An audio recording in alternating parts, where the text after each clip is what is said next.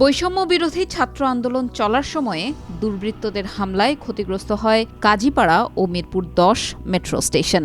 সেই স্টেশন দুটি ছাড়াই ২৫ আগস্ট চালু হয় মেট্রো রেল। এবার ক্ষতিগ্রস্ত স্টেশন দুটিও চালু করতে চায় কর্তৃপক্ষ। ঢাকা ম্যাস ট্রানজিট কোম্পানির নতুন ব্যবস্থাপনা পরিচালক মোহাম্মদ আব্দুর রৌফ টিভিএসকে বলেন, চলতি মাসে দুটি না হলেও অন্তত একটি স্টেশন চালু করতে চান তারা। সেক্ষেত্রে এগিয়ে রয়েছে কম ক্ষতিগ্রস্ত কাজীপাড়া স্টেশনটি।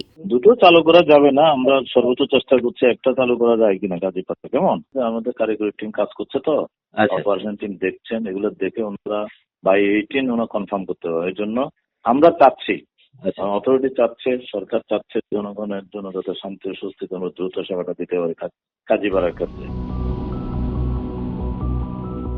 তিনি বলেন, শুক্রবারেও মেট্রো রেল চালু করতে চান তারা। তবে কবে থেকে সেটি চালু হবে সেই বিষয়ে এখনো সিদ্ধান্ত হয়নি। আগামী 18 সেপ্টেম্বর সংবাদ সম্মেলন করে এসব বিষয়ে বিস্তারিত জানানো হবে। আমরা চেষ্টা করছি যে দ্রুত, যতটা সম্ভব দ্রুত, মানে প্রেস মিটিং এর পরপরই চালু করা যায়, এটা সর্বোচ্চ চেষ্টা চলছে। কেমন আমরা আগাচ্ছি, তো যেহেতু আমাদের প্রস্তুতি চলছে, আরো 2-3 দিন সময় হাতে আছে, 18 তারিখের মধ্যে ফাইনাল। আমরা আশা করছি যে উই হোপ সো যে 20 তারিখ শুক্রবার থেকে আমরা চালু করতে পারি, বাট এটা আমরা আনুষ্ঠানিকভাবে বলতে যাচ্ছি মিড দ্য প্রেস।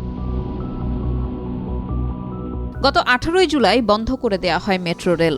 19 জুলাই দুর্বৃত্তের হামলায় ক্ষতিগ্রস্ত হয় কাজীপাড়া ও মিরপুর 10 স্টেশন দুটি।